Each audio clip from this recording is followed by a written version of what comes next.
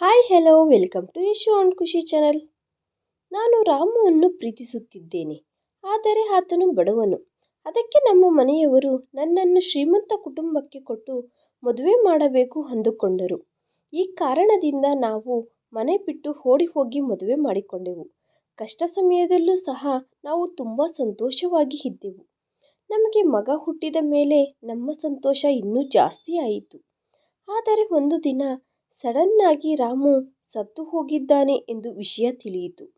ನಾನು ನನ್ನ ಮಗನನ್ನು ಎತ್ತಿಕೊಂಡು ನನ್ನ ತವರು ಮನೆಗೆ ಹೋದೆ, ಆದರೆ ಅವರು ನನ್ನನ್ನು ಸ್ವೀಕರಿಸುವುದಕ್ಕೆ ಸಿದ್ಧವಾಗಿ ಇಲ್ಲ. ಈ ವಿಧವಾಗಿ 2 ವರ್ಷಗಳು ಕಳೆದವು. ನನ್ನ ಮಗನನ್ನು ಪೋಷಿಸುವುದಕ್ಕೆ ನಾನು ಮನೆಗಳಲ್ಲಿ ಕೆಲಸ ಮಾಡಲು ಶುರು ಮಾಡಿದೆ. ಈ ದಿನ ನಾನು ಕೆಲಸ ಮಾಡುತ್ತಿರುವ ಆ ಮನೆಯಲ್ಲಿ ಒಂದು ಪಾರ್ಟಿ ಇದೆ. ಯಾಕೆಂದರೆ ಓನರ್ 2 ವರ್ಷಗಳ ನಂತರ ಅಮೆರಿಕದಿಂದ ಇಂಡಿಯಾಗೆ ಬರುತ್ತಿದ್ದಾನೆ. ಆ ಯಜಮಾನನನ್ನು ನೋಡಿ ನನಗೆ ಮೈಯಲ್ಲಿ ನಡುಕ ಶುರುವಾಯಿತು. ಯಾಕೆಂದರೆ ಆತನು ನೋಡುವುದಕ್ಕೆ ರಾಮು ಅಂತೆ ಇದ್ದಾನೆ. ನನ್ನ ಎದುರುಗಡೆ ಇರುವ ಆತನನ್ನು ನೋಡಿ ನನ್ನ ಕಾಲುಗಳ ಕೆಳಗಡೆ ಭೂಮಿ ಕದಲಿದಂತಾಯಿತು. ನನ್ನ ಕಣ್ಣುಗಳ ಮುಂದೆ ಕತ್ತಲು ಕವಿದಂತಾಯಿತು. ರಾಮು ಆದರೆ ತೀರಿಕೊಂಡನು. ಆತನು ಹೀಗೆ ರಾಮು ಹೋಲಿಕೆಯಲ್ಲಿ ಹೇಗೆ ಇದ್ದಾನೆ? ಅಸಲು ಇದು ಹೇಗೆ ಸಾಧ್ಯ ಎಂದು ನಾನು ಆಲೋಚಿಸುತ್ತಾ ಇದ್ದೇನೆ. ನನ್ನ ಆಲೋಚನೆಗಳನ್ನು ಕಂಟ್ರೋಲ್ ಮಾಡಿಕೊಳ್ಳುತ್ತಾ ಅಡುಗೆ ಮನೆಯ ಕಡೆಗೆ ಹೋದೆ. ಆದರೆ ನನ್ನ ಹೃದಯ ವೇಗವಾಗಿ ಹೊಡೆದುಕೊಳ್ಳುತ್ತಿದೆ. ನನ್ನ ಮನಸ್ಸು ಗೊಂದಲದ ಗೂಡಾಗಿದೆ. ಆ ಯಜಮಾನ ಒಳಗಡೆ ಬಂದ ತಕ್ಷಣ ಎಲ್ಲರೂ ಚಪ್ಪಾಳೆಗಳಿಂದ ಸ್ವಾಗತಿಸಿದರು. ಅಲ್ಲಿ ಎಲ್ಲರೂ ಕ್ಲೀನಿಂಗ್ ಮತ್ತು ಊಟದ ತಯಾರಿ ಮಾಡುವುದರಲ್ಲಿ ಬ್ಯುಸಿಯಾಗಿ ಇದ್ದಾರೆ. ಆ ಸಮಯದಲ್ಲಿ ನಾನು ಮಾತ್ರನೇ ಅಲ್ಲಿ ಪ್ರಜ್ಞೆ ಇಲ್ಲದಂತೆ ನಿಂತುಕೊಂಡು ನೋಡುತ್ತಾ ಇದ್ದೇನೆ. ನನ್ನನ್ನು ನಾನು ಕಂಟ್ರೋಲ್ ಮಾಡಿಕೊಳ್ಳುವುದಕ್ಕೆ ತುಂಬ ಪ್ರಯತ್ನ ಮಾಡುತ್ತಿದ್ದೇನೆ. ಆಗಲೇ ನಾನು ಧೈರ್ಯ ಮಾಡಿ ಆ ವ್ಯಕ್ತಿಯ ಕಡೆಗೆ ನೋಡಿದೆ. ನಾನು ಆತನನ್ನು ನೋಡಿದ ತಕ್ಷಣ ಆತನು ಸಹ ನನ್ನನ್ನು ನೋಡಿದನು. ಆಗ ಆತನ ಕಣ್ಣುಗಳಲ್ಲಿ ಕಳವಳ ಕಾಣಿಸಿತು. ಈಗ ನಾನು ಒಂದು ಸಂದಿಗ್ಧದಲ್ಲಿ ಬಿದ್ದೆ. ನನ್ನ ಮನಸ್ಸು ನನ್ನನ್ನು ಯಾವ ಕಡೆಗೂ ಕರೆದುಕೊಂಡು ಹೋಗುತ್ತಿದೆ, ಆದರೆ ನನ್ನ ಮೆದುಳು ಮಾತ್ರ ಬೇಡ ಎಂದು ಹೇಳುತ್ತಿದೆ. ಆತನ ಮರಣದ ವಾರ್ತೆಯನ್ನು ನಾನೇ ಕೇಳಿಸಿಕೊಂಡೆ. ಆ ವ್ಯಕ್ತಿ ನಾನು ಕಳೆದುಕೊಂಡ ವ್ಯಕ್ತಿಯ ಹಾಗೆ ಇದ್ದಾನೆ. ಆತನು ಸಹ ನನ್ನನ್ನು ನೋಡಿ ಕೆಲವು ಕ್ಷಣಗಳು ನಿಂತುಕೊಂಡು ಆ ನಂತರ ಮುಂದಕ್ಕೆ ಕದಲಿದನು. ಅಕಸ್ಮಾತ್ತಾಗಿ ನನ್ನನ್ನು ಅಡಿಗೆ ಮನೆ ಒಳಗಡೆಯಿಂದ ಯಾರೋ ಕರೆದಂತೆ ಕೇಳಿಸಿತು. ನಾನು ಗಾಬರಿ ಪಡುತ್ತಾ ಕೆಲಸ ಮಾಡುವುದಕ್ಕೆ ಹೊರಟು ಹೋದೆ. ಒಂದು ವೇಳೆ ಆತನು ರಾಮು ಆದರೆ ಮತ್ತೆ ನನ್ನ ಹತ್ತಿರಕ್ಕೆ ಯಾಕೆ ಬರಲಿಲ್ಲ? ಒಂದು ವೇಳೆ ಆತನು ರಾಮು ಅಲ್ಲದಿದ್ದರೆ ಪ್ರಪಂಚದಲ್ಲಿ ಒಂದೇ ರೂಪ ಮತ್ತು ಆಕಾರದಲ್ಲಿ ಇರುವ ಇಬ್ಬರು ವ್ಯಕ್ತಿಗಳು ಇರುವುದು ಹೇಗೆ ಸಾಧ್ಯ ಎಂದು ಆಲೋಚಿಸುತ್ತಿದ್ದ ಹಾಗೆ ಊಟಗಳು ತಿನ್ನಲು ಪ್ರಾರಂಭವಾಯಿತು.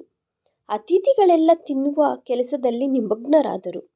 ಆ ಮನೆಯಲ್ಲಿ ಒಂದು ಮೂಲೆಯಲ್ಲಿ ಮೌನವಾಗಿ ನಿಂತುಕೊಂಡು ನನ್ನ ಮನಸ್ಸಿನಲ್ಲಿ ಹುಟ್ಟುತ್ತಿರುವ ಸಾವಿರಾರು ಪ್ರಶ್ನೆಗಳನ್ನು ಪರೀಕ್ಷಿಸುವುದಕ್ಕೆ ಪ್ರಯತ್ನಿಸುತ್ತಿದ್ದೇನೆ. ಅವಕಾಶ ಬಂದಿದ್ದರಿಂದ ಮತ್ತೆ ಆ ವ್ಯಕ್ತಿಯ ಕಡೆಗೆ ನೋಡಿದೆ. ಆತನು ನಿಜವಾಗಿಯೂ ರಾಮುವಿನಂತೆ ಕಾಣಿಸಿದನು.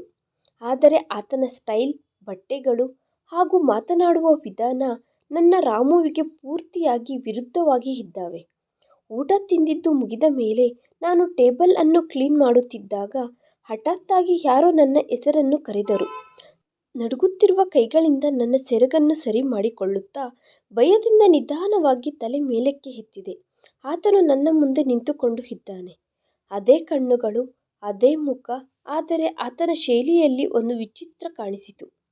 ಆತನು ನನ್ನನ್ನು ನೋಡುತ್ತಾ, ನಾನು ನಿಮಗೆ ಗೊತ್ತಾ ಎಂದು ಕೇಳಿದನು.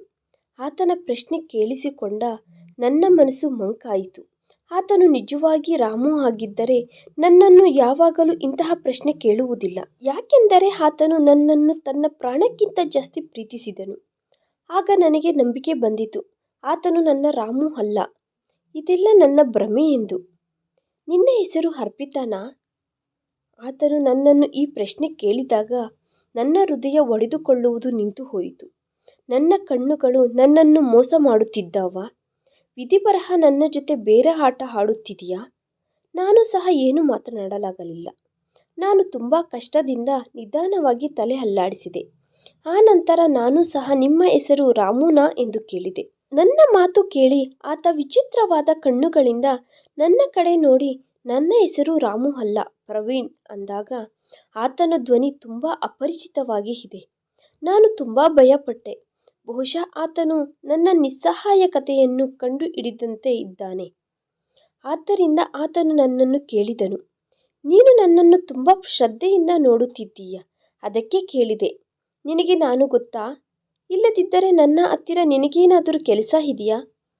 ನನ್ನನ್ನು ನಾನು ಕಂಟ್ರೋಲ್ ಮಾಡಿಕೊಳ್ಳುತ್ತಾ ನಿಧಾನವಾಗಿ ತಲೆ ಅಲ್ಲಾಡಿಸಿ ಆತನಿಗೆ ಕ್ಷಮಾಪಣೆಗಳನ್ನು ಹೇಳಿ ಅಲ್ಲಿಂದ ಹೊರಟು ಹೋದೆ. ಆ ದಿನ ರಾತ್ರಿ ನನಗೆ ನಿದ್ದೆ ಬರಲಿಲ್ಲ. ನನ್ನ ಮನಸ್ಸಿನಲ್ಲಿ ಸಾವಿರಾರು ಪ್ರಶ್ನೆಗಳು ಹುಟ್ಟುತ್ತಿದ್ದಾವೆ. ಆತನು ರಾಮು ಅಲ್ಲದಿದ್ದರೆ ನನಗ್ಯಾಕೆ ಇಷ್ಟೊಂದು ಪ್ರಶಾಂತವಾಗಿ ಇದೆ? ರಾಮು ಆದರೆ ನನ್ನನ್ನು ಯಾಕೆ ಗುರುತಿಸಲಿಲ್ಲ? ಮರುದಿನ ನಾನು ಕೆಲಸಕ್ಕೆ ಹೋದಾಗ ಅಲ್ಲಿ ನನ್ನ ಜೊತೆ ಕೆಲಸ ಮಾಡುವವರಲ್ಲಿ ಒಬ್ಬರನ್ನು ನಾನು ಪ್ರವೀಣ್ ಬಗ್ಗೆ ಕೇಳಿದೆ. ಯಾಕೆಂದರೆ ನನಗೆ ಇನ್ನೂ ತೃಪ್ತಿ ಆಗಲಿಲ್ಲ. ಆಗ ನನಗೆ ನಿಜ ತಿಳಿಯಿತು. ಆತನು ಅಮೆರಿಕಾದಲ್ಲಿ ಇರುತ್ತಿದ್ದಾನೆ ಎಂದು, 2 ವರ್ಷಗಳ ನಂತರ ಇಂಡಿಯಾಗೆ ಬಂದಿದ್ದಾನೆ ಎಂದು. ಅಷ್ಟೇ ಅಲ್ಲದೆ ರಾಮು ಅನ್ನುವ ಹೆಸರಿನಲ್ಲಿ ಅವರಿಗೆ ಯಾರೂ ನೆಂಟರು ಸಹ ಇಲ್ಲ ಅಂದಿದ್ದರಿಂದ ಇದು ಕೇವಲ ನನ್ನ ಭ್ರಮೆ ಎಂದು ನನ್ನನ್ನು ನಾನು ಓದಾರಿಸಿಕೊಂಡೆ. ಆದರೆ ಈಗಲೂ ಅದನ್ನು ಅಂಗೀಕರಿಸುವುದಕ್ಕೆ ನನ್ನ ಮನಸ್ಸು ಸಿದ್ಧವಾಗಿ ಇಲ್ಲ. ಆ ವ್ಯಕ್ತಿಯನ್ನು ನೋಡಿದ ತಕ್ಷಣ ನನಗೆ ರಾಮು ಯಾಕೆ ನೆನಪು ಬಂದನು? ನಿಜ ತಿಳಿದುಕೊಳ್ಳಬೇಕೆಂದು ಅನಿಸಿತು. ಹಾಗೆ ಕೆಲವು ದಿನಗಳು ಕಳೆದು ಹೋದವು. ಒಂದು ದಿನ ಆ ವ್ಯಕ್ತಿ ನನ್ನನ್ನು ಕರೆದು ಹೀಗೆ ಹೇಳಿದನು, ನಾನು ನಿನ್ನನ್ನು ಒಂದು ವಿಷಯ ಕೇಳಬೇಕು. ಆ ದಿನ ನೀನು ನಿನ್ನ ಹೆಸರು ರಾಮು ಅಲ್ವಾ ಎಂದು ಯಾಕೆ ಹಾಗೆ ಕೇಳಿದೆ? ನಾನು ಆತನಿಗೆ ನಿಜ ಹೇಳಬೇಕೆಂದು ನಿರ್ಣಯಿಸಿಕೊಂಡೆ. ಯಾಕೆಂದರೆ ನನ್ನ ಮನಸ್ಸು ಒಂದು ನಿರ್ಣಯಕ್ಕೆ ಬರುತ್ತಿಲ್ಲ. ಅದಕ್ಕೆ ನಾನು ಆತನಿಗೆ ನನ್ನ ಬಗ್ಗೆ ಎಲ್ಲ ಹೇಳಿದೆ. ನಾನು ಸೈಲೆಂಟ್ ಆದ ಮೇಲೆ ಆತನು ತುಂಬ ಹೊತ್ತು ನನ್ನ ಕಡೆಗೆ ನೋಡುತ್ತಾ ಇದ್ದು ಹೋದನು. ನನ್ನ ಬಗ್ಗೆ ಕೇಳಿಸಿಕೊಂಡ ಆತನಿಗೆ ಕೋಪ ಬರುತ್ತದೆ ಏನೋ ಎಂದು ಭಯಪಟ್ಟೆ. ಯಾಕೆಂದರೆ ಅಷ್ಟೊಂದು ದೊಡ್ಡ ಶ್ರೀಮಂತನು ಹಾಗೂ ಪ್ರತಿಭಾವಂತನಾದ ಆತನು ಎಲ್ಲಿ? ಪ್ರೀತಿಸಿದ ವ್ಯಕ್ತಿ ಕೈಗಳಲ್ಲಿ ಮೋಸ ಹೋದ ಸಾಧಾರಣವಾದ ಕೆಲಸದವಳು ನಾನೆಲ್ಲಿ? ನಾನು ನನ್ನ ಬಗ್ಗೆ ಹೇಳಲು ಪ್ರಾರಂಭಿಸಿದೆ. ನನ್ನ ಹೆಸರು ಅರ್ಪಿತಾ.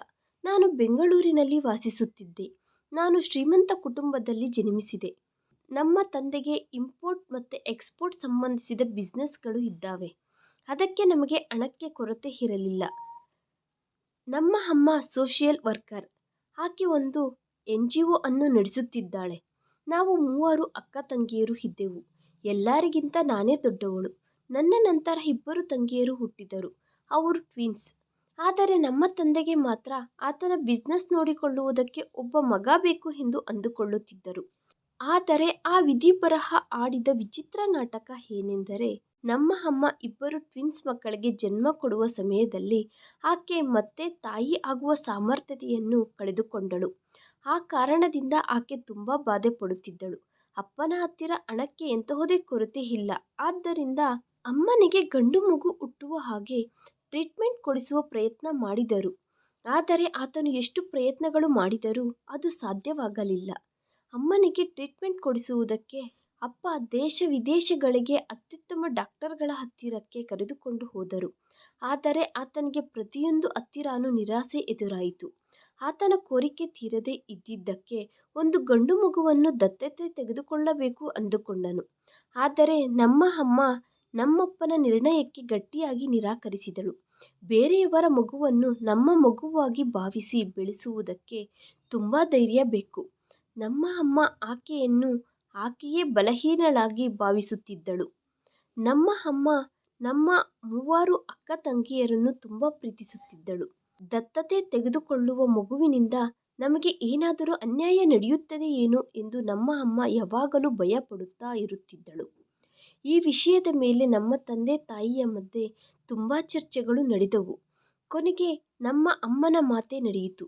ಯಾಕೆಂದರೆ ನಮ್ಮ ಅಮ್ಮ ಹೇಳಿದ ಮಾತೇ ಸರಿಯಾಗಿತ್ತು. ನಿಸ್ಸಹಾಯ ಸ್ಥಿತಿಯಲ್ಲಿ ಇದ್ದ ನಮ್ಮ ತಂದೆ ಮಗ ಬೇಕು ಅಂದುಕೊಂಡ ಕೋರಿಕೆಯನ್ನು ಮನಸ್ಸಿನಲ್ಲಿ ಸಮಾಧಿ ಮಾಡಿಕೊಂಡು ನನ್ನನ್ನು ಗಂಡು ಮಗುವಿನಂತೆ ಬೆಳೆಸಿ ತನ್ನ ವ್ಯಾಪಾರ ಎಲ್ಲ ನನಗೆ ಒಪ್ಪಿಸಬೇಕೆಂದು ಆ ದಿನಾನೇ ನಿರ್ಣಯಿಸಿಕೊಂಡನು. ಈ ಕಾರಣವಾಗಿ ನಮ್ಮ ತಂದೆ ಚಿಕ್ಕವಾಗಿನಿಂದ ನನ್ನ 2 ತಂಗಿಯರಿಗಿಂತ ನನ್ನ ಮೇಲೆ ಜಾಸ್ತಿ ಪ್ರೀತಿಯನ್ನು ಶ್ರದ್ಧೆಯನ್ನು ತೋರಿಸುತ್ತಿದ್ದನು. ನನ್ನ ಪ್ರತಿ ಮಾತನ್ನು ಅಂಗೀಕರಿಸಿ ನೆರವೇರಿಸುವ ಮೊದಲ ವ್ಯಕ್ತಿ ನಮ್ಮ ತಂದೆ. ಆತ ನನ್ನ 2 ತಂಗಿಯರಿಗಿಂತ ಜಾಸ್ತಿ ನನಗೆ ಯಾವಾಗಲೂ ಅತ್ಯಂತ ಪ್ರಾಧಾನ್ಯತೆ ಕೊಡುತ್ತಿದ್ದನು. ಯಾಕೆಂದರೆ ನಾನು ನಮ್ಮ ತಂದೆಯ ವ್ಯಾಪಾರವನ್ನು ವಿಜಯವಂತವಾಗಿ ನಿರ್ವಹಿಸುತ್ತೇನೆ, ಹಾಗೆ ಅದನ್ನು ಇನ್ನಷ್ಟು ಅಭಿವೃದ್ಧಿ ಮಾಡುತ್ತೇನೆ ಎಂದು ನಮ್ಮ ತಂದೆ ನಂಬುತ್ತಿದ್ದನು. ಈ ಮಾತಿನಿಂದ ನಾನು ತುಂಬ ಹೆಮ್ಮೆಯಾಗಿ ಫೀಲ್ ಆಗುತ್ತಿದ್ದೆ. ಈ ಕಾರಣದಿಂದ ನಮ್ಮ ತಂದೆ ನಾನು ಚಿಕ್ಕವಾಗಲಿದ್ದಾಗಲಿಂದ ನನ್ನನ್ನು ನಮ್ಮ ತಂದೆಯ ಜೊತೆ ಬಿಸ್ನೆಸ್ ಮೀಟಿಂಗ್ಗಳಿಗೆ ಕರೆದುಕೊಂಡು ಹೋಗಲು ಪ್ರಾರಂಭಿಸಿದರು. ನನಗೆ ಚಿಕ್ಕ ಚಿಕ್ಕ ವಿಷಯಗಳು ಕಲಿಸಲು ಪ್ರಾರಂಭಿಸಿದರು. ವ್ಯಾಪಾರದಲ್ಲಿ ನಿರ್ಣಯಗಳು ಹೇಗೆ ತೆಗೆದುಕೊಳ್ಳುತ್ತಾರೆ, ಮಾರ್ಕೆಟ್ನಲ್ಲಿ ಹೆಚ್ಚು ಕಡಿಮೆ ಹೇಗೆ ಪರಿಗಣಿಸುತ್ತಾರೆ, ಹಾಗೂ ಲಾಭದಾಯಕವಾದ ಒಪ್ಪಂದವನ್ನು ಹೇಗೆ ಕುದುರಿಸಿಕೊಳ್ಳಬೇಕು. ಹೀಗೆ ನಾನು ಚಿಕ್ಕವಾಗಲಿಂದಲೂ ಆತನ ಮಾತುಗಳ ಮೇಲೆ ಶ್ರದ್ಧೆ ಇಡಲು ಶುರು ಮಾಡಿದೆ. ನಾನು ಗ್ರ್ಯಾಜುಯೇಷನ್ ಪೂರ್ತಿ ಮಾಡಿದಾಗ ವ್ಯಾಪಾರಕ್ಕೆ ಸಂಬಂಧಿಸಿದ ಉಪಯೋಗಕರವಾದ ಜ್ಞಾನವನ್ನು ಪಡೆಯುವುದಕ್ಕೆ ನಮ್ಮ ತಂದೆ ನನ್ನನ್ನು ಲಂಡನ್ಗೆ ಕಳುಹಿಸಬೇಕು ಅಂದುಕೊಂಡನು. ಆದರೆ ಆ ಸಮಯದಲ್ಲಿ ನಮ್ಮ ಅಮ್ಮ ಮೊದಲ ಬಾರಿ ಅಪ್ಪನ ಹತ್ತಿರ ಆಕೆಯನ್ನು ನೀವು ಅವಸರಕ್ಕೆ ಮೀರಿ ತಲೆಯ ಮೇಲೆ ಹತ್ತಿಸಿಕೊಳ್ಳುತ್ತಿದ್ದೀರಾ. ಅಮ್ಮ ಹೇಳುವುದು ಏನೆಂದರೆ, ನನ್ನ ಓದು ಪೂರ್ತಿಯಾದ ನಂತರ ಬೇರೆ ಸಾಧಾರಣ ಹುಡುಗಿಯರಂತೆ ನನಗೂ ಸಹ ಮದುವೆ ಮಾಡಿ ನನ್ನನ್ನು ಒಂದು ಮನೆಯವಳನ್ನಾಗಿ ಮಾಡಬೇಕು ಎಂದು ಅಂದುಕೊಂಡಳು. ಆದರೆ ನಮ್ಮ ತಂದೆಯವರ ಆಲೋಚನೆ ಮಾತ್ರ ಬೇರೆಯಾಗಿತ್ತು. ನನ್ನನ್ನು ಈ ದೇಶದಲ್ಲಿಯೇ ಪ್ರಮುಖ ವ್ಯಾಪಾರಿಯಾಗಿ ಮಾಡಬೇಕೆಂದು ಅಂದುಕೊಂಡನು. ನಾನು ಸಹ ನನ್ನ ತಂದೆಯ ಕನಸನ್ನು ಮತ್ತು ಕೋರಿಕೆಯನ್ನು ನೆರವೇರಿಸುವುದಕ್ಕೆ ತುಂಬ ಕಷ್ಟಪಡುತ್ತಿದ್ದೇನೆ. ಆದರೆ ನಮ್ಮ ತಂದೆಯವರು ಆತನ ಕೋರಿಕೆಯನ್ನು ಇಷ್ಟೊಂದು ಸೀರಿಯಸ್ ಆಗಿ ತೆಗೆದುಕೊಂಡಿದ್ದಾರೆ ಎಂದು ನನಗೆ ಗೊತ್ತಿಲ್ಲ. ಆತನಿಗೆ ನನ್ನ ಜೀವನದ ಬಗ್ಗೆ ಆಗಲಿ ನನ್ನ ಆನಂದದ ಬಗ್ಗೆ ಆಗಲಿ ಇಡಿಸಿಕೊಳ್ಳುತ್ತಿಲ್ಲ ಅನ್ನುವ ವಿಷಯವನ್ನು ನಾನು ತುಂಬ ನಿಧಾನವಾಗಿ ಗ್ರಹಿಸಿದೆ. ನಮ್ಮ ತಂದೆಗೆ ಕೇವಲ ಆತನ ಬಿಸ್ನೆಸ್ ಬಗ್ಗೆ ಮಾತ್ರನೇ ಶ್ರದ್ಧೆ ತೆಗೆದುಕೊಳ್ಳುತ್ತಿದ್ದರು. ಬಿಸ್ನೆಸ್ ಮುಂದೆ ಆತನಿಗೆ ತನ್ನ ಮಕ್ಕಳ ಸಂತೋಷಗಳು ಕಾಣಿಸಲಿಲ್ಲ. ನಾನು ನನ್ನ ಜೀವನವನ್ನು ಸಂಪೂರ್ಣವಾಗಿ ಜೀವಿಸುವುದನ್ನು ಮರೆತು ಹೋಗುವಷ್ಟು ನನ್ನನ್ನು ವ್ಯಾಪಾರದ ಪ್ರಪಂಚದ ಒಳಗಡೆ ಎಳೆಯಬೇಡ ಎಂದು ಅಮ್ಮ ತುಂಬ ಸರಿ ನಮ್ಮ ತಂದೆಯ ಹತ್ತಿರ ಹೇಳಿದಳು. ಆದರೆ ನಮ್ಮ ತಂದೆ ಮಾತ್ರ ನಮ್ಮ ತಾಯಿಯ ಹತ್ತಿರ ಸ್ಪಷ್ಟವಾಗಿ ಹೇಳಿಬಿಟ್ಟನು. ಗಂಡು ಮಗುವನ್ನು ದತ್ತತೆ ತೆಗೆದುಕೊಳ್ಳೋಣ ಅಂದರೆ ಒಪ್ಪಿಕೊಳ್ಳಲಿಲ್ಲ.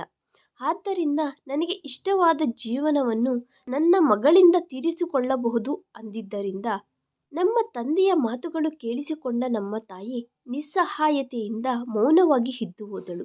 ಆಕೆ ಏನೂ ಮಾಡಲಾಗಲಿಲ್ಲ. ಅದಕ್ಕೆ ನಮ್ಮ ಅಮ್ಮ ನಮ್ಮ ತಂದೆಯ ಇಷ್ಟಾನುಸಾರಕ್ಕೆ ಬಿಟ್ಟು ಬಿಟ್ಟಳು. ನನ್ನನ್ನು ಲಂಡನ್ಗೆ ಕಳುಹಿಸುತ್ತಿರುವುದಕ್ಕೆ ನಮ್ಮ ತಂದೆ ತುಂಬ ಎಕ್ಸೈಟ್ ಆದರು. ಲಂಡನ್ನಿಂದ ಬಂದ ನಂತರ ಆತನ ವ್ಯಾಪಾರ ಎಲ್ಲ ನಾನೇ ನೋಡಿಕೊಳ್ಳಬೇಕಾಗಿರುತ್ತದೆ. ಆದರೆ ಲಂಡನ್ಗೆ ಹೋದ ನಂತರ ನನ್ನ ಜೀವನನೇ ಅಲ್ಲ, ನಮ್ಮೆಲ್ಲರ ಜೀವನ ಸಹ ಪೂರ್ತಿಯಾಗಿ ಬದಲಾಗುತ್ತದೆ ಎಂದು ಆಗ ಯಾರಿಗೂ ಗೊತ್ತಿಲ್ಲ. ನಮ್ಮ ತಂದೆ ನನ್ನನ್ನು ಲಂಡನ್ಗೆ ಕಳುಹಿಸಿದಾಗ ನಾನು ಅಲ್ಲಿನ ಬಣ್ಣ ಬಣ್ಣದ ವಾತಾವರಣದಲ್ಲಿ ಮುಳುಗಿ ಹೋದೆ. ನಾನು ವ್ಯಾಪಾರದಲ್ಲಿ ಮುಳುಗಿ ಹೋಗಿ ಜೀವನವನ್ನು ಹೇಗೆ ಕಳೆಯಬೇಕೋ ಮರೆತು ಹೋದೆ ಎಂದು ನಾನು ಗ್ರಹಿಸಿದೆ. ಕೆಲವು ದಿನಗಳಿಗೆ ಮಾತ್ರನೇ ನನ್ನನ್ನು ನಮ್ಮ ತಂದೆಯವರು ಲಂಡನ್ಗೆ ಕಳುಹಿಸಿದರು. ಮತ್ತೆ ಹೋದ ನಂತರ ಅಲ್ಲಿನ ಬಿಸ್ನೆಸ್ಸನ್ನು ನೋಡಿಕೊಳ್ಳಬೇಕು ಎಂದು ನಾನು ತುಂಬ ಬೇಗ ಗ್ರಹಿಸಿದೆ. ನಾನು ಲಂಡನ್ನಲ್ಲಿ ಕಳೆದ ಪ್ರತಿ ನಿಮಿಷ ನಾನು ಕಳೆದುಕೊಂಡ ನನ್ನ ಜೀವನವನ್ನು ಮತ್ತೆ ಪಡೆದೆ. ಆಗ ನಾನು ಮೊದಲ ಸಾರಿ ರಾಮುವನ್ನು ಭೇಟಿಯಾದೆ. ಆತನು ಸಹ ಬಿಸ್ನೆಸ್ಗೋಸ್ಕರನೇ ಲಂಡನ್ಗೆ ಬಂದಿದ್ದನು. ಲಂಡನ್ನಿಂದ ಹೋದ ಮೇಲೆ ಆತನು ಸಹ ಸ್ವಂತವಾಗಿ ಒಂದು ಬಿಸ್ನೆಸ್ಸನ್ನು ಸ್ಟಾರ್ಟ್ ಮಾಡಬೇಕು ಅಂದುಕೊಂಡನು. ರಾಮು ಮತ್ತು ನನ್ನ ಮಧ್ಯೆ ಇದ್ದ ಒಂದೇ ಒಂದು ವ್ಯತ್ಯಾಸ ಏನೆಂದರೆ ಆತನು ವ್ಯಾಪಾರ ಪ್ರಾರಂಭಿಸುತ್ತಾನೆ. ನಾನು ನಮ್ಮ ತಂದೆಯ ವ್ಯಾಪಾರವನ್ನು ಇನ್ನಷ್ಟು ಸಕ್ಸಸ್ ಮಾಡಬೇಕು ಅಂದುಕೊಂಡೆ. ರಾಮು ನಾನು ಒಂದು ಬಿಸ್ನೆಸ್ ಮೀಟಿಂಗ್ನಲ್ಲಿ ಭೇಟಿಯಾದೆವು. ನನಗೆ ಆತನ ಶೈಲಿ ತುಂಬ ಇಷ್ಟ ಆಯಿತು. ಆತನು ತುಂಬ ಬುದ್ಧಿವಂತ ಹುಡುಗ. ನನಗೆ ಮೊದಲಿನಿಂದಲೂ ಒಳ್ಳೆಯ ವಿಷಯಗಳ ಬಗ್ಗೆ, ಒಳ್ಳೆಯ ವ್ಯಕ್ತಿಗಳ ಬಗ್ಗೆ ಗೊತ್ತು. ಆದ್ದರಿಂದ ರಾಮು ನನಗೆ ಕರೆಕ್ಟಾದ ಜೋಡಿ ಎಂದು ಭಾವಿಸಿದೆ. ಕ್ರಮವಾಗಿ ನಾವು ಬೇರೆ ಮೀಟಿಂಗ್ಗಳಲ್ಲಿ ಸಹ ಭೇಟಿಯಾಗಲು ಪ್ರಾರಂಭಿಸಿದೆವು. ನಮ್ಮ ಮಧ್ಯೆ ಸ್ನೇಹ ಬೆಳೆಯಿತು. ಆಗ ರಾಮು ಆತನ ಬಗ್ಗೆ ಎಲ್ಲ ನನಗೆ ಹೇಳಿದನು. ರಾಮು ಒಂದು ಮಧ್ಯ ತರಗತಿ ಕುಟುಂಬಕ್ಕೆ ಸೇರಿದ ವ್ಯಕ್ತಿ. ಆದರೆ ನನಗೆ ಮಾತ್ರ ಆತನು ಮಾಮೂಲಿ ವ್ಯಕ್ತಿಯಾಗಿ ಅಲ್ಲ, ಪ್ರತ್ಯೇಕವಾದ ವ್ಯಕ್ತಿಯಾಗಿ ಕಾಣಿಸಿದ್ದರಿಂದ ಆತನ ಜೊತೆ ತುಂಬ ಸಮಯ ಕಳೆಯುತ್ತಿದ್ದೆ. ರಾಮು ಆತನ ತಾಯಿಗೆ ಒಬ್ಬ ಮಗನು. ಆತನು ತನ್ನ ಕಾಲುಗಳ ಮೇಲೆ ನಿಂತುಕೊಳ್ಳಬೇಕು ಅಂದುಕೊಂಡನು. ಈ ಕಾರಣವಾಗಿ ಆತನು ಲಂಡನ್ನಲ್ಲಿ ಬಿಸಿನೆಸ್ ಡಿಗ್ರಿ ತೆಗೆದುಕೊಳ್ಳುವುದಕ್ಕೆ ಬಂದಿದ್ದನು. ಆತನ ಜೊತೆ ಇರುತ್ತಾ ಆತನ ಪ್ರೀತಿಯಲ್ಲಿ ಮುಳುಗಿ ಹೋದೆ. ಆತನು ಇಲ್ಲದ ಜೀವನವನ್ನು ಊಹಿಸಿಕೊಳ್ಳಲಾಗಲಿಲ್ಲ. ಅದಕ್ಕೆ ನಾನು ಇಂಡಿಯಾಗೆ ಹೋದ ಮೇಲೆ ನಮ್ಮ ತಂದೆ ತಾಯಿಯ ಹತ್ತಿರ ರಾಮು ಬಗ್ಗೆ ಮಾತನಾಡಬೇಕು, ಅವರು ನಮ್ಮನ್ನು ಒಂದು ಮಾಡುತ್ತಾರೆ ಅಂದುಕೊಂಡೆ. ರಾಮು ತುಂಬ ಟ್ಯಾಲೆಂಟೆಡ್ ಆದ್ದರಿಂದ ಅಪ್ಪನಿಗೆ ಖಚಿತವಾಗಿ ಇಷ್ಟ ಆಗುತ್ತಾನೆ. ಆತನು ಆದಷ್ಟು ಬೇಗ ಸಕ್ಸಸ್ಫುಲ್ ಬಿಸ್ನೆಸ್ ಮ್ಯಾನ್ ಆಗಿ ಬೆಳೆಯುತ್ತಾನೆ. ನನಗೆ ಗೊತ್ತು. ಇವೆಲ್ಲ ಪರಿಶೀಲಿಸಿದರೆ ನಮ್ಮ ತಂದೆಗೆ ನಮ್ಮ ಸಂಬಂಧ ಒಪ್ಪಿಕೊಳ್ಳುವುದಕ್ಕೆ ಎಂತಹುದೇ ಅಭ್ಯಂತರ ಇರುವುದಿಲ್ಲ ಅಂದುಕೊಂಡೆ. ಆದರೆ ನಮ್ಮ ತಂದೆಯ ಬಗ್ಗೆ ನಾನು ತಪ್ಪಾಗಿ ಅರ್ಥ ಮಾಡಿಕೊಂಡೆ ಎಂದು ನಾನು ನಮ್ಮ ತಂದೆಯ ಹತ್ತಿರ ರಾಮು ಬಗ್ಗೆ, ಆತನ ಫ್ಯಾಮಿಲಿ ಬಗ್ಗೆ, ಬಿಸಿನೆಸ್ ಪ್ಲ್ಯಾನ್ಗಳ ಬಗ್ಗೆ ವಿವರವಾಗಿ ಹೇಳಿದಾಗ ತಿಳಿಯಿತು. ಇದೆಲ್ಲ ಕೇಳಿಸಿಕೊಂಡ ನಮ್ಮ ತಂದೆ ಸಂತೋಷವಾಗಿ ನನ್ನ ಸೆಲೆಕ್ಷನನ್ನು ಮೆಚ್ಚಿಕೊಳ್ಳುತ್ತಾನೆ ಅಂದುಕೊಂಡೆ. ಆದರೆ ರಾಮು ಹೆಸರು ಕೇಳಿಸಿಕೊಂಡ ತಕ್ಷಣ ನಮ್ಮ ತಂದೆಗೆ ಕೋಪ ಬಂದಿತು. ನಮ್ಮ ಅಪ್ಪ ನನ್ನ ಹತ್ತಿರ, ಈ ಪ್ರಪಂಚದಲ್ಲಿ ನಿನಗೆ ಪ್ರೀತಿಸುವುದಕ್ಕೆ ಈ ಇಡಿಯಟ್ ಬಿಟ್ಟರೆ ಇನ್ಯಾರೂ ಸಿಗಲಿಲ್ಲವಾ? ರಾಮು ಬಗ್ಗೆ ನಮ್ಮ ತಂದೆ ಹೀಗೆ ಹೇಗೆ ಮಾತನಾಡುತ್ತಾರೆ ಎಂದು ಮೊದಲು ನಾನು ನಂಬಲಾಗಲಿಲ್ಲ. ರಾಮು ಬ್ಯಾಕ್ಗ್ರೌಂಡ್ ನಮ್ಮ ಕುಟುಂಬಕ್ಕೆ ಮ್ಯಾಚ್ ಆಗದೇ ಇರುವುದೇ ಅವರಿಗೆ ದೊಡ್ಡ ಸಮಸ್ಯೆ ಆಗಿದೆ. ನನಗೆ ಆಗ ಅರ್ಥ ಆಯಿತು. ಚಿಕ್ಕ ಕುಟುಂಬಕ್ಕೆ ಸೇರಿದ ರಾಮುವನ್ನು ಭೇಟಿಯಾಗುವುದಕ್ಕೆ ಸಹ ನಮ್ಮ ತಂದೆಯವರು ಇಷ್ಟಪಡಲಿಲ್ಲ. ಆತನು ತುಂಬ ಒಳ್ಳೆಯವನು, ನನ್ನನ್ನು ತುಂಬ ಪ್ರೀತಿಸುತ್ತಿದ್ದಾನೆ ಎಂದು ಅರ್ಥ ಆಗುವ ಹಾಗೆ ಹೇಳುವುದಕ್ಕೆ ಪ್ರಯತ್ನಿಸಿದೆ. ಆದರೆ ನಮ್ಮ ತಂದೆ ನನ್ನ ಮಾತುಗಳಿಗೆ ಅಡ್ಡ ಬಿದ್ದು, ನಾನು ನನ್ನ ಜೀವನವೆಲ್ಲ ವ್ಯರ್ಥ ಮಾಡಿಕೊಂಡು ನಿನ್ನನ್ನು ಬೆಳೆಸಿದ್ದು, ನೀನು ನನ್ನ ಇಷ್ಟಕ್ಕೆ ವಿರುದ್ಧವಾಗಿ ಹೋಗಿ ನಿನಗೆ ಇಷ್ಟ ಆದವರನ್ನು ಮದುವೆ ಮಾಡಿಕೊಳ್ಳುವುದಕ್ಕೆ ಅಲ್ಲ ಅಂದರು. ನಾನು ನಮ್ಮ ತಂದೆಯವರಿಗೆ ಎಲ್ಲ ವಿಧವಾಗಿ ನಂಬಿಕೆ ಬರಿಸುವುದಕ್ಕೆ ಪ್ರಯತ್ನ ಮಾಡುತ್ತಿದ್ದೇನೆ.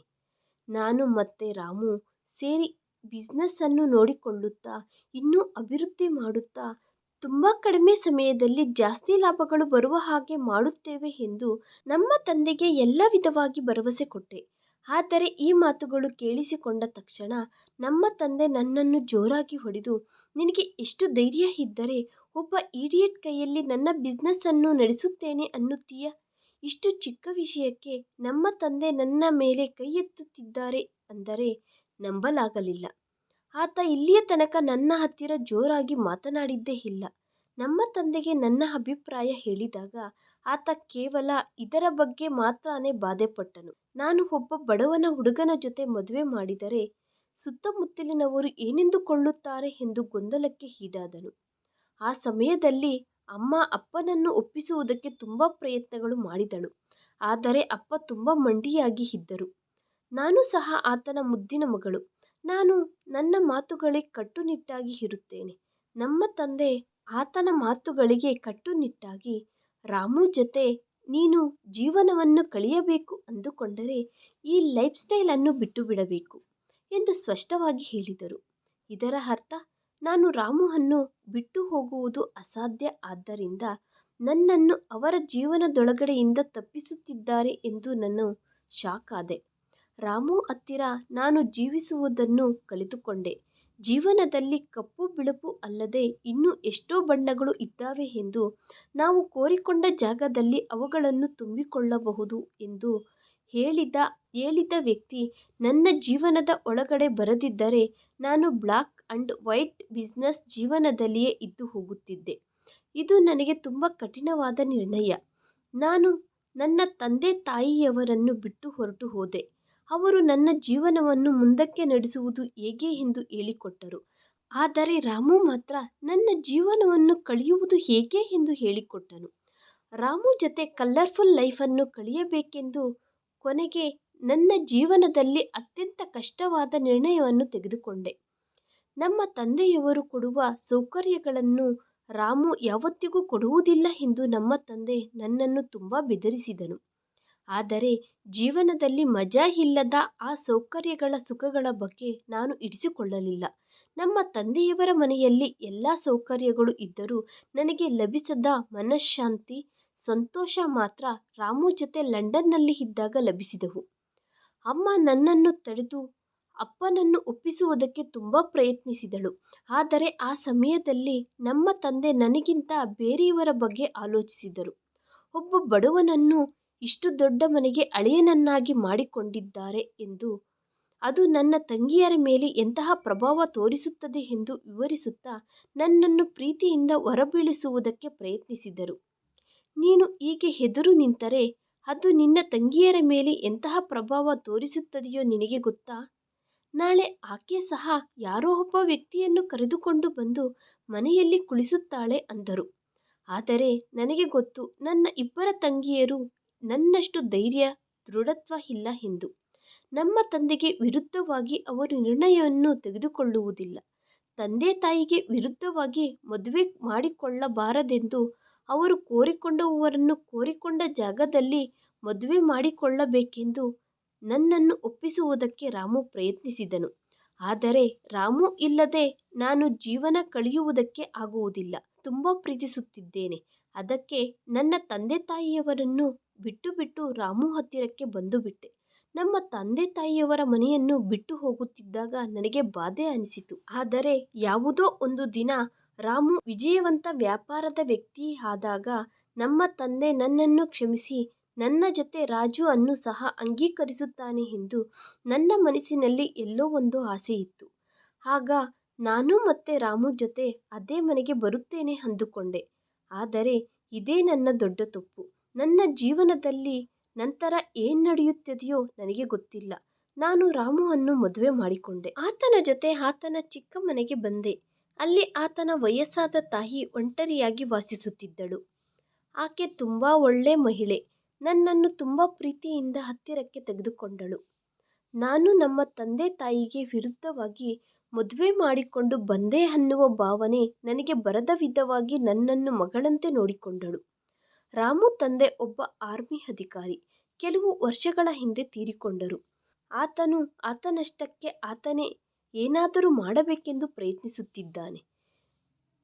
ನಮ್ಮ ತಂದೆಯವರ ಮನೆಯಿಂದ ಬಂದ ನಂತರ ರಾಮು ನಾನು ಸೇರಿ ದೊಡ್ಡ ವ್ಯಾಪಾರ ಮಾಡೋಣ ಎಂದು ಅಂದುಕೊಂಡೆವು. ಆದರೆ ಅಷ್ಟೊತ್ತಿಗೆ ನಮ್ಮ ತಂದೆಯವರು ದೇಶದಲ್ಲೇ ಒಳ್ಳೆಯ ಹೆಸರು ಇರುವ ದೊಡ್ಡ ಬಿಸ್ನೆಸ್ ಮ್ಯಾನ್. ಆತನ ಹಠಕ್ಕೋಸ್ಕರ ಏನಾದರೂ ಮಾಡಬಲ್ಲನು ಎಂದು ನಾನು ಮರೆತು ಹೋದೆ. ಮೊದಲು ಕೆಲವು ದಿನಗಳು ನಾನು ರಾಮು ತುಂಬ ಸಂತೋಷವಾಗಿ ಕಳೆದವು. ರಾಮು ತುಂಬ ನಿಜಾಯಿತಿ ಇರುವ ವ್ಯಕ್ತಿ. ಕಷ್ಟಪಡುತ್ತಾನೆ ಸಹ. ಅದಕ್ಕೆ ಹೆಜ್ಜೆ ಹೆಜ್ಜೆಗೂ ರಾಮು ಜೊತೆಯಾಗಿ ನಿಂತುಕೊಳ್ಳಬೇಕು ಅಂದುಕೊಂಡೆ. ರಾಮು ವ್ಯಾಪಾರ ಪ್ರಾರಂಭಿಸುವುದಕ್ಕೆ ಒಬ್ಬರ ಜೊತೆ ಒಳ್ಳೆ ಪಾರ್ಟ್ನರ್ಶಿಪ್ ಅವಸರ. ಹಾಗೆ ಲಂಡನ್ಗೆ ಹೋಗುವ ಮೊದಲು ಆತನು ತುಂಬ ಜನ ವ್ಯಾಪಾರಿಗಳ ಜೊತೆ ಇದರ ಬಗ್ಗೆ ಮಾತನಾಡಿದ್ದನು. ಆತನ ಜೊತೆ ಪಾರ್ಟ್ನರ್ಶಿಪ್ ತುಂಬ ಜನ ಸಿದ್ಧವಾಗಿ ಇದ್ದರು. ಆದರೆ ರಾಮು ವ್ಯಾಪಾರದೊಳಗಡೆ ಹೆಜ್ಜೆ ಇಟ್ಟಾಗ ಎಲ್ಲರೂ ಆತನನ್ನು ತಿರಸ್ಕರಿಸಿದರು. ಹೀಗೆ ಯಾಕೆ ನಡೆಯುತ್ತಿದೆಯೋ ನಮಗೆ ಅರ್ಥವಾಗಲಿಲ್ಲ. ಯಾಕೆಂದರೆ ಮೊದಲು ಎಲ್ಲರೂ ಆತನ ಜೊತೆ ವ್ಯಾಪಾರ ಮಾಡುವುದಕ್ಕೆ ಸಿದ್ಧ ಅನ್ನುತ್ತಾರೆ. ಆನಂತರ ಎಲ್ಲರೂ ಯಾಕೆ ಅಕಸ್ಮಾತ್ತಾಗಿ ನಿರಾಕರಿಸಿದರು? ಇದೆಲ್ಲ ನಮ್ಮ ತಂದೆಯೇ ಮಾಡಿಸುತ್ತಿದ್ದಾನೆ ಎಂದು ನನಗೆ ಅರ್ಥ ಆಯಿತು. ರಾಮು ಜೊತೆ ಯಾರು ವ್ಯಾಪಾರ ಮಾಡಬಾರದೆಂದು ಆತನು ಎಲ್ಲರಿಗೂ ಹೇಳಿರುತ್ತಾನೆ. ಯಾಕೆಂದರೆ ರಾಮು ಒಬ್ಬ ಬಡವನ ಹುಡುಗ ಎಂದು, ಆತನು ಜೀವನದಲ್ಲಿ ಏನು ಮಾಡುವುದಿಲ್ಲ ಎಂದು ನನಗೆ ತೋರಿಸಬೇಕು ಅಂದುಕೊಂಡರು. ರಾಮು ನನಗೆ ಜೀವನದಲ್ಲಿ ಅವಸರವಾದ ಎಲ್ಲ ಸೌಕರ್ಯಗಳನ್ನು ಕೊಡಲಾಗುವುದಿಲ್ಲ ಎಂದು ನನಗೆ ತಿಳಿದಾಗ ನಾನು ರಾಮುವನ್ನು ಬಿಟ್ಟು ಮತ್ತೆ ನಮ್ಮ ತಂದೆಯ ಹತ್ತಿರಕ್ಕೆ ಹೋಗಿ ನಾನು ತಪ್ಪು ನಿರ್ಣಯ ತೆಗೆದುಕೊಂಡೆ, ಕ್ಷಮಿಸಿ, ನನ್ನನ್ನು ಸ್ವೀಕರಿಸಿ ಅನ್ನುತ್ತೇನೆ ಎಂದು ಆಲೋಚಿಸುತ್ತಿದ್ದಾರೆ. ನನಗೆ ನಮ್ಮ ತಂದೆ ಹಾಕುವ ಪ್ರತಿ ಹೆಜ್ಜೆ ಗೊತ್ತು. ಯಾಕೆಂದರೆ ನಾನು ಸಹ ಯಾವುದಾದರೂ ಚಿಕ್ಕ ಕೆಲಸ ಹುಡುಕಿಕೊಂಡರೆ ಅದರಿಂದ ನಾನು ರಾಮು ಸೇರಿ ಕಷ್ಟಪಟ್ಟು ಸಂತೋಷವಾಗಿ ಜೀವನ ಮಾಡುತ್ತೇವೆ ಅಂದುಕೊಂಡು ಜಾಬ್ಗೋಸ್ಕರ ತುಂಬ ಕಡೆ ಪ್ರಯತ್ನ ಮಾಡಿದೆ. ನನಗೆ ಎಲ್ಲೂ ಜಾಬ್ ಸಿಗಲಿಲ್ಲ. ನಾನು ಎಲ್ಲಿಗೆ ಹೋದರೂ ಎಲ್ಲರೂ ನನ್ನನ್ನು ತಿರಸ್ಕರಿಸುತ್ತಿದ್ದರು. ದೊಡ್ಡ ಕಂಪನಿಗಳನ್ನು ಬಿಟ್ಟು ಚಿಕ್ಕ ಚಿಕ್ಕ ಕಂಪನಿಗಳಲ್ಲಿ ಸಹ ಜಾಬ್ಗೋಸ್ಕರ ಕೇಳಲು ಶುರು ಮಾಡಿದೆ. ಎಲ್ಲೂ ಜಾಬ್ ಸಿಗದೇ ಇದ್ದಿದ್ದರಿಂದ ರಾಮುಗೆ ತನ್ನ ಬಿಸ್ನೆಸ್ ಪ್ಲ್ಯಾನ್ಗಳನ್ನು ಪಕ್ಕಕ್ಕೆ ಇಟ್ಟು ಯಾವುದಾದರೂ ಒಂದು ಚಿಕ್ಕ ಕೆಲಸ ಮಾಡು ಎಂದು ಸಲಹೆ ಕೊಟ್ಟೆ. ಆದ್ದರಿಂದ ನಾವು ಮನೆಯನ್ನು ನಡೆಸಬಲ್ಲೆವು ಎಂದು. ಆದರೆ ನಮ್ಮ ಪ್ರಯತ್ನಗಳೆಲ್ಲ ವಿಫಲವಾದವು. ನಮಗೆ ಎಲ್ಲೂ ಕೆಲಸ ಸಿಗಲಿಲ್ಲ. ನನ್ನನ್ನು ಆತನ ಜೀವನದಿಂದ ಆತನ ಮನೆಯಿಂದ ಹೊರಗಡೆ ತಳ್ಳಿ ಆತನು ನನ್ನ ಜೀವನದಲ್ಲಿ ಯಾಕೆ ಮೂಗು ತುರಿಸುತ್ತಿದ್ದಾನೆ ಎಂದು ನನಗೆ ನಮ್ಮ ತಂದೆಯ ಮೇಲೆ ಯಾವಾಗಲೂ ಕೋಪ ಬರುತ್ತಿತ್ತು. ಅವರು ನನ್ನ ಜೊತೆ ಎಲ್ಲ ಸಂಬಂಧಗಳು ಮುರಿದುಕೊಂಡಾಗ ನನ್ನನ್ನು ಯಾಕೆ ಪ್ರಶಾಂತವಾಗಿ ಬದುಕಲು ಬಿಡುತ್ತಿಲ್ಲ? ನಮ್ಮ ತಂದೆಯಿಂದ ರಾಮುವಿನ ಜೀವನ ಕಷ್ಟವಾಗಿ ಬದಲಾಗಿದೆ. ಆದರೂ ರಾಮು ನನ್ನನ್ನು ಯಾವ ದಿನಾನೂ ಒಂದು ಮಾತು ಸಹ ಅನ್ನಲಿಲ್ಲ. ಆತನು ನನ್ನನ್ನು ತುಂಬಾ ಪ್ರೀತಿಸುತ್ತಿದ್ದನು. ನನ್ನ ಪ್ರತಿಯೊಂದು ಅವಸರವನ್ನು ತೀರಿಸುತ್ತಿದ್ದನು. ನಮಗೆ ಎಲ್ಲೂ ಕೆಲಸ ಸಿಗದೇ ಇದ್ದಿದ್ದರಿಂದ ಕೆಲವು ಸಾರಿ ರಾಮು ಅಂಗಡಿಯಲ್ಲಿ ಸೇಲ್ಸ್ಮ್ಯಾನ್ ಆಗಿ ಕೆಲಸ ಮಾಡಿದನು. ಇನ್ನು ಕೆಲವು ಸಾರಿ ಸೆಕ್ಯೂರಿಟಿ ಗಾರ್ಡ್ ಆಗಿ ಸಹ ಕೆಲಸ ಮಾಡಿದನು. ಆತನು ಯಾವುದೋ ಒಂದು ಕೆಲಸ ಮಾಡಿ ನಮಗೆ 2 ಹೊತ್ತು ಊಟ ಇಡುತ್ತಿದ್ದನು. ಆತನು ನಮಗೋಸ್ಕರ ಯಾವ ಕೆಲಸ ಆದರೂ ಮಾಡುವುದಕ್ಕೆ ಸಿದ್ಧವಾಗಿ ಇರುತ್ತಿದ್ದನು. ಹೀಗೆ ನಮ್ಮ ಜೀವನ ಆನಂದದಿಂದ ತುಂಬಿ ಹೋಗಿತ್ತು.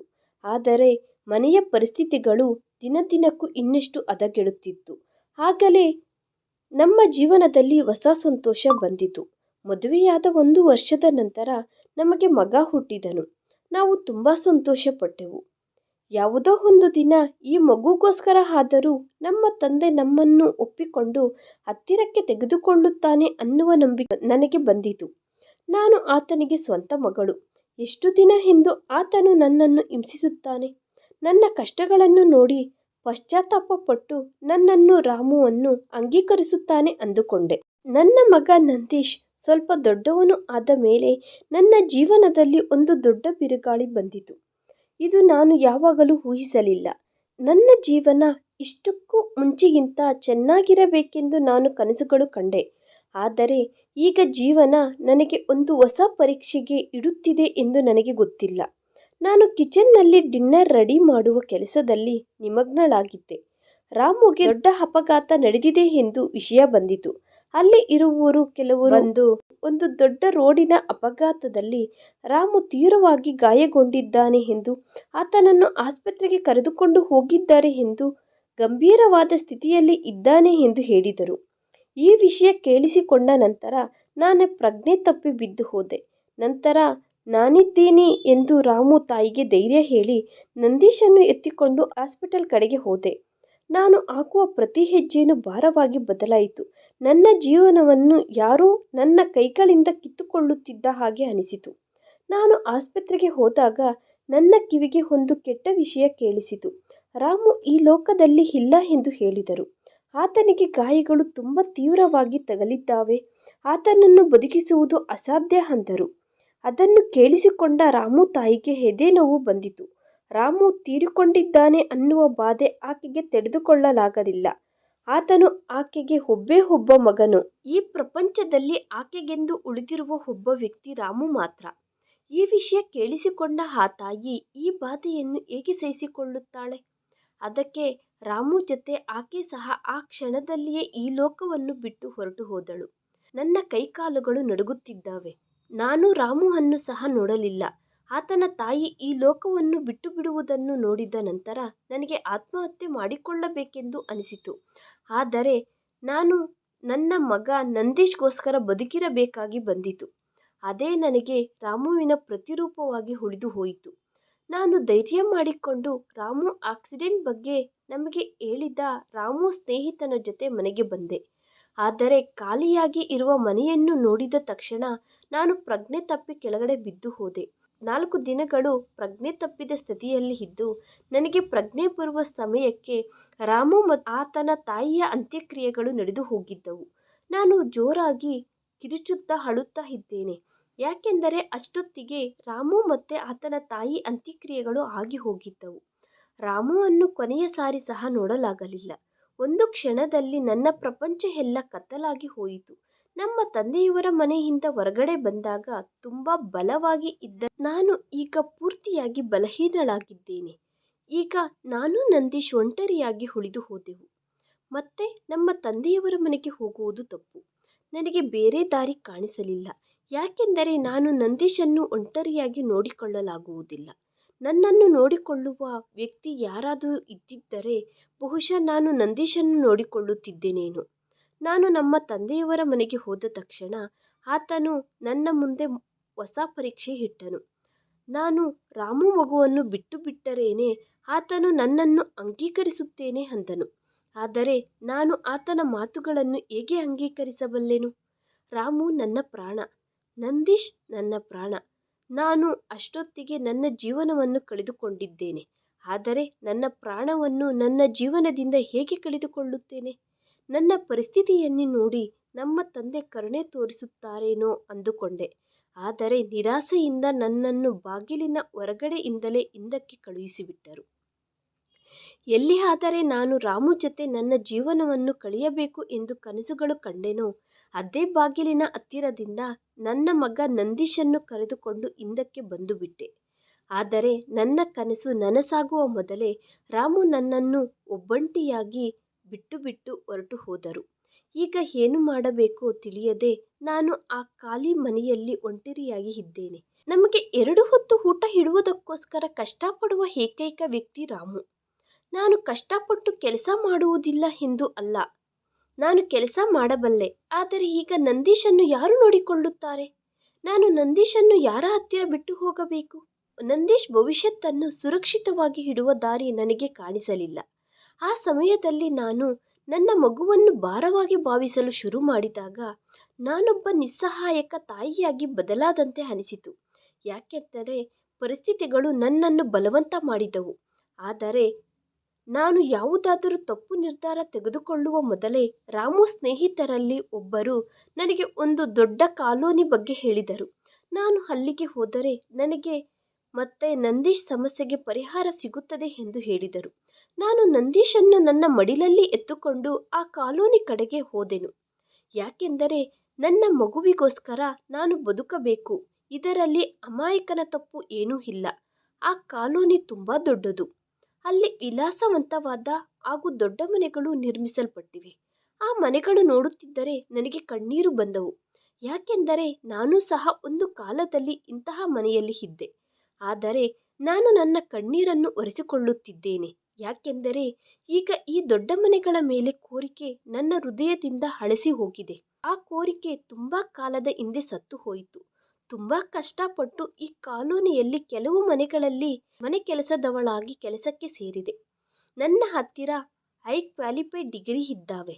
ನಾನು ಒಬ್ಬ ದೊಡ್ಡ ಬಿಸ್ನೆಸ್ ಮ್ಯಾನ್ ಮಗಳು. ಆದರೂ 2 ಹೊತ್ತು ಊಟಕ್ಕೋಸ್ಕರ ಮನೆಗಳಲ್ಲಿ ಕೆಲಸದವಳಾಗಿ ಕೆಲಸ ಮಾಡಬೇಕಾಗಿ ಬಂದಿದೆ ಎಂದು ನನ್ನ ಹೃದಯ ಹೊಡೆದು ಹೋಯಿತು. ಇದೆಲ್ಲ ನಮ್ಮ ತಂದೆಯಿಂದಲೇ ನಡೆಯಿತು. ಆದರೆ ನನ್ನ ಮಗುವಿಗೋಸ್ಕರ ನಾನು ಈಗ ಎಲ್ಲವನ್ನೂ ಸಹಿಸಿಕೊಳ್ಳುತ್ತಿದ್ದೇನೆ. ಈ ಕಾಲೋನಿಯಲ್ಲಿ ಕೆಲಸ ಮಾಡುವುದರಿಂದ ಒಂದು ಪ್ರಯೋಜನ ಏನೆಂದರೆ ಕೆಲಸದವರಿಗೆ ಕೆಲವು ಕ್ವಾರ್ಟರ್ಸ್ ಇದ್ದಾವೆ. ಇಲ್ಲಿ ತುಂಬ ದೂರದಿಂದ ಬರುವ ಕೆಲಸದವರು ಉಳಿದುಕೊಳ್ಳಬಹುದು ಅಲ್ಲಿ. ನಾನು ರಾಮು ಮನೆಯನ್ನು ಬಿಟ್ಟು ಶಾಶ್ವತವಾಗಿ ಹೊರಟು ಹೋದೆ. ನಾನು ನಂದೀಶನ್ನು ಎತ್ತಿಕೊಂಡು ಅದೇ ಸರ್ವೆಂಟ್ ಕ್ವಾರ್ಟರ್ಸ್ನಲ್ಲಿ ಇರುತ್ತಿದ್ದೇನೆ. ಇಲ್ಲಿ ನಮಗೆ 2 ಹೊತ್ತು ಊಟದ ಜೊತೆ ಸುರಕ್ಷಿತವಾಗಿ ವಾಸಿಸುವುದಕ್ಕೆ ಜಾಗ ಸಿಕ್ಕಿದೆ. ಹೀಗೆ 2 ವರ್ಷ ಕಳೆದು ಹೋಯಿತು. ನಾನು ನಂದೀಶ್ ಜೊತೆ ಸಂತೋಷವಾಗಿ ಜೀವಿಸುತ್ತಿದ್ದೇನೆ. ಈಗ ನಾನು ರಾಮು ಇಲ್ಲದೆ ಜೀವಿಸುವುದನ್ನು ಕಲಿತುಕೊಳ್ಳುತ್ತಿದ್ದೇನೆ. ಆದರೆ ನನ್ನ ಗತವೆಲ್ಲ ಮತ್ತೊಂದು ಸಾರಿ ನನ್ನ ಕಣ್ಣುಗಳ ಮುಂದೆ ಹೊಸದಾಗಿ ಬದಲಾದ ದಿನ ಬಂದಿದೆ. ಒಂದು ದಿನ ಆ ಮನೆಯ ಯಜಮಾನ ಬರುತ್ತಿದ್ದಾನೆ ಎಂದು ಕ್ಲೀನಿಂಗ್ ನಡೆಯುತ್ತಾ ಇದೆ. ನಾನು ಇಲ್ಲಿಯ ತನಕ ಯಜಮಾನನನ್ನು ನೋಡಲೇ ಇಲ್ಲ. ನಾನು ನಂದೀಶನ್ನು ಆಡಿಕೊಳ್ಳುವುದಕ್ಕೆ ಬಿಟ್ಟು ಕೆಲಸದಲ್ಲಿ ನಿಮಗ್ನಳಾಗಿ ಇದ್ದೇನೆ. ಆ ಮನೆಗೆ ಯಜಮಾನ ಬಂದನು. ಆತನನ್ನು ನೋಡಿ ನನಗೆ ತಲೆಯ ಮೇಲೆ ಸಿಡಿಲು ಬಿದ್ದಂತೆ ಆಯಿತು. ಯಾಕೆಂದರೆ ಆತನು ಅಚ್ಚು ಹೊಡೆದಂತೆ ನನ್ನ ಗಂಡ ರಾಮು ತರಹಾನೇ ಇದ್ದಾನೆ. ಮರುಕ್ಷಣದಲ್ಲಿ ನಾನು ಎಚ್ಚೆತ್ತುಕೊಂಡು ರಾಮು ತೀರಿಕೊಂಡು 2 ವರ್ಷಗಳಾಗಿದೆ.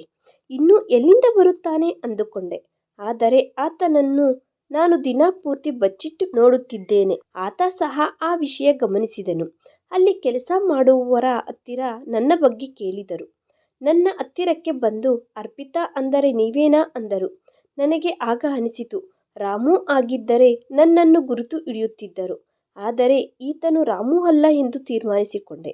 ನನಗೆ ಆ ದಿನ ರಾತ್ರಿಯೆಲ್ಲ ನಿದ್ದೆ ಬರಲಿಲ್ಲ.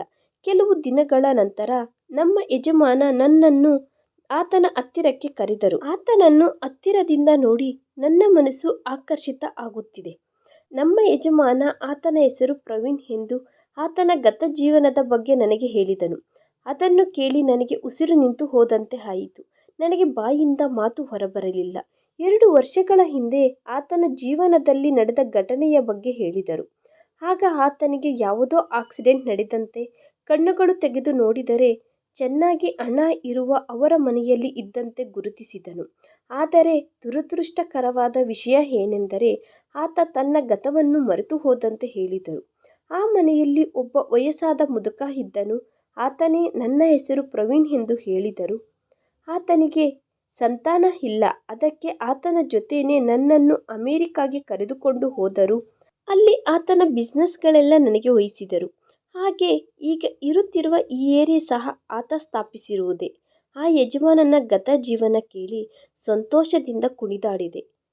ಇಂಥವೆಲ್ಲ ಸಿನಿಮಾದಲ್ಲಿ ನಡೆಯುತ್ತವೆ ಎಂದು ಕೇಳಿದ್ದೆ.